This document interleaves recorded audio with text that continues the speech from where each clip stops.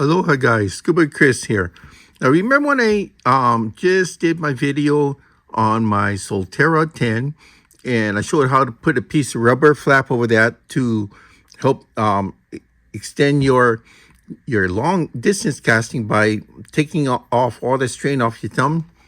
Well, it occurred to me I can do that also with my new Saltist 50H.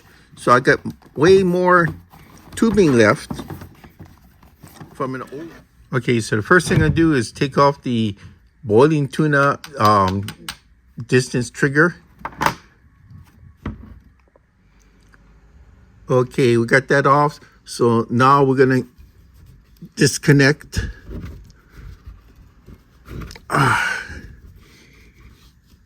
the reel from the rod. Now here comes the part that everybody's asking me how I did it. So you got your bicycle tire inner tube. This is actually not your regular tire. This was expensive. I think like $50 something. It's my ex-roommate, military roommate, was into bicycles. In fact, his bike was like $17,000. So he uses these like $80, $90 tubes here. So this one, he got a puncher, a kind of point. So these are not your normal bicycle tube. These are really good ones. So we need a length that's going to go from here to here and wrap around here. Okay, so instead of just putting it loose like this, I kind of form fit it. So I want to first cut a slit here.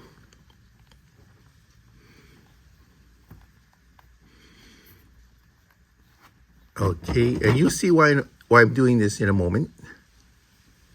That's roughly about half. Okay, see, that's roughly, not all the way to, you see what I did? That's what I did here. So it's only about half. And the reason why I did that is that this is just gonna go over the first part here. That's what we want to do. See that? So, alrighty, and I'm going to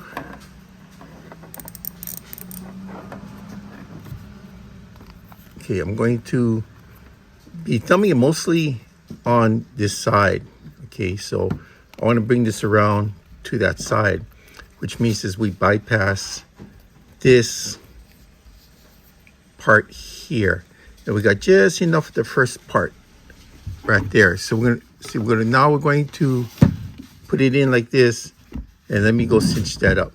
So make sure before you tighten everything up that if you're right-handed, you want your controls here on the right, because your right hand is going here for power, right?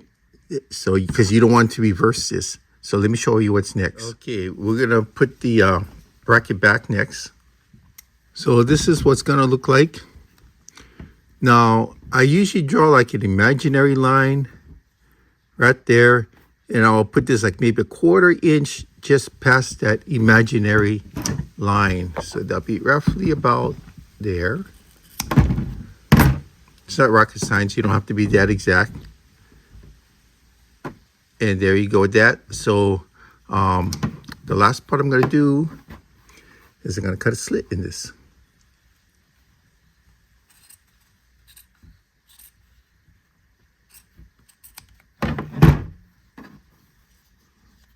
So, a little bit down.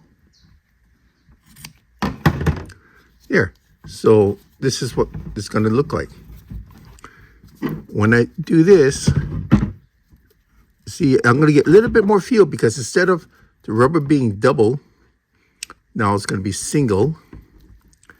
Yeah, I'm going to get a little bit more feel out of that. See? Look at that. And you can trim it a little bit. In fact, I'm going to come back another 1/4 inch, but you can trim this back just a little bit more. Now, just remember, inside of this reel, the Saltist 50H by Daiwa, there is an internal braking system. It's called like what we call an anti-backlash system. So if you're going to really spin this, go bzzz, I mean, the thing is just going to go like crazy. Instead of if you're going bunching up like that, there's an anti-backlashing system in here that prevents the majority of that happening. Now, some little bit of bunching may occur, but is designed to deter that. So it's safer to use this type of system here where you can just go full on board and just give it to them. I mean, just really put a lot into your swing. So that's what I wanted to show you. This is old school. Now, I just did this for my Solterra 10, which I did another vid on. But I didn't think I was going to need it for this one because the other one was a smaller reel, which revs up more. This is a bigger reel, but from what I've been told by everybody, is not that big of a reel, even though it's the largest of the Saltist.